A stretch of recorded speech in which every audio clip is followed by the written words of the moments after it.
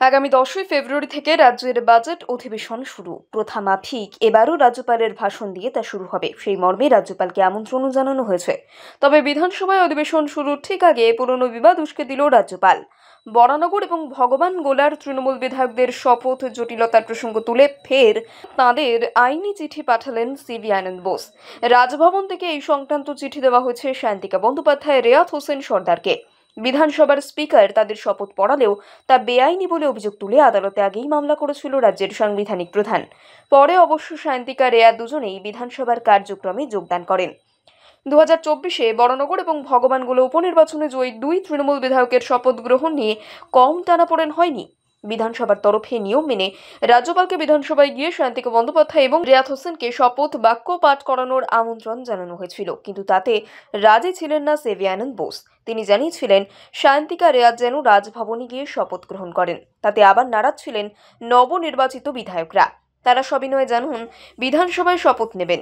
এ নিয়ে তীব্র জটিলতা তৈরি হয়। শেষমেশ অবশ্য তা কাটিয়ে জুলাই মাসে বাদল অধিবেশনের সময় বিধানসভায় সায়ন্তিকা, রেয়াতকে শপথ পড়ান স্পিকার বিমান বন্দ্যোপাধ্যায়। কিন্তু সেই শপথ রাজ্যপালের মতে বেআইনি। সে কথা জানিয়ে আনন্দ বোস এও জানিয়েছিলেন বিধানসভা অধিবেশনে যোগ দিলে সায়ন্তিকা, রেয়াতদের জরিমানা দিতে হবে। বিষয়টি আদালতের দোরগোড়াতেও পৌঁছেছিল, তবে সব জট কাটিয়ে নিজেদের এলাকায় কাজ করেছেন বরানগর এবং ভগবানগোলার বিধায়করা। এবার বাজেট অধিবেশনের আগে ফের সেই পুরনো শপথ জট উস্কে দিলেন সিভি আনন্দ বোস। সায়ন্তিকা, রেয়াতদের শপথ গ্রহণ নিয়ে যে পরিস্থিতি তৈরি হয়েছিল এবং রাজ্যপাল সম্পর্কে যে মন্তব্য করা হয়েছিল তা নিয়ে ফের দুই বিধায়ককে চিঠি পাঠালো রাজভবন। চিঠি প্রসঙ্গে দুই বিধায়কের প্রতিক্রিয়া, আইনমন্ত্রী মলয় ঘটকের সঙ্গে আলোচনা করে আইনি পরামর্শ নিয়ে জবাব দেবেন। রাজ্যপালের সঙ্গে তারা সৌজন্য বজায় রাখবেন বলেও জানিয়েছেন। মনে করা হচ্ছে নতুন করে পুরনো বিষয়ে চিঠি দিয়ে খুঁচিয়ে তুলতে চাইছেন রাজ্যপাল। আগামী 10ই ফেব্রুয়ারি থেকে রাজ্যের বাজেট অধিবেশন শুরু। প্রথামাফিক এবারও রাজ্যপালের ভাষণ দিয়ে তা শুরু হবে, সেই মর্মে রাজ্যপালকে আমন্ত্রণও জানানো হয়েছে।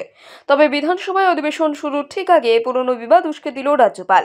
বরানগর এবং ভগবান গোলার তৃণমূল বিধায়কদের শপথ জটিলতার প্রসঙ্গ তুলে ফের তাঁদের আইনি চিঠি পাঠালেন সিভি আনন্দ বোস। রাজভবন থেকে এই সংক্রান্ত চিঠি দেওয়া হয়েছে সায়ন্তিকা বন্দ্যোপাধ্যায়, রেয়াত হোসেন সর্দারকে। বিধানসভার স্পিকার তাদের শপথ পড়ালেও তা বেআইনি বলে অভিযোগ তুলে আদালতে আগেই মামলা করেছিল রাজ্যের সাংবিধানিক প্রধান। পরে অবশ্য সায়ন্তিকা, রেয়াত দুজনেই বিধানসভার কার্যক্রমে যোগদান করেন। 2024-এ বরানগর এবং ভগবানগোলা উপনির্বাচনে জয়ী দুই তৃণমূল বিধায়কের শপথ গ্রহণ নিয়ে কম টানাপোড়েন হয়নি।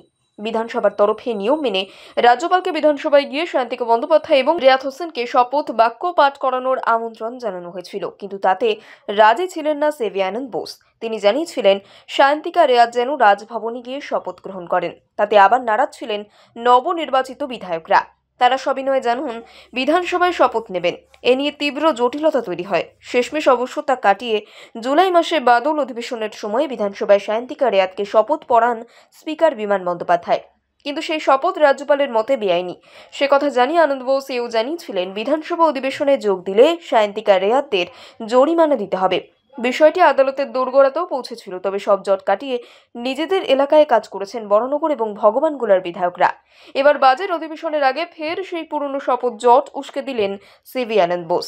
সায়ন্তিকা, রেয়াতদের শপথ গ্রহণ নিয়ে যে পরিস্থিতি তৈরি হয়েছিল এবং রাজ্যপাল সম্পর্কে যে মন্তব্য করা হয়েছিল তা নিয়ে ফের দুই বিধায়ককে চিঠি পাঠালো রাজভবন। চিঠি প্রসঙ্গে দুই বিধায়কের প্রতিক্রিয়া, আইনমন্ত্রী মলয় ঘটকের সঙ্গে আলোচনা করে আইনি পরামর্শ নিয়ে জবাব দেবেন। রাজ্যপালের সঙ্গে তারা সৌজন্য বজায় রাখবেন বলেও জানিয়েছেন।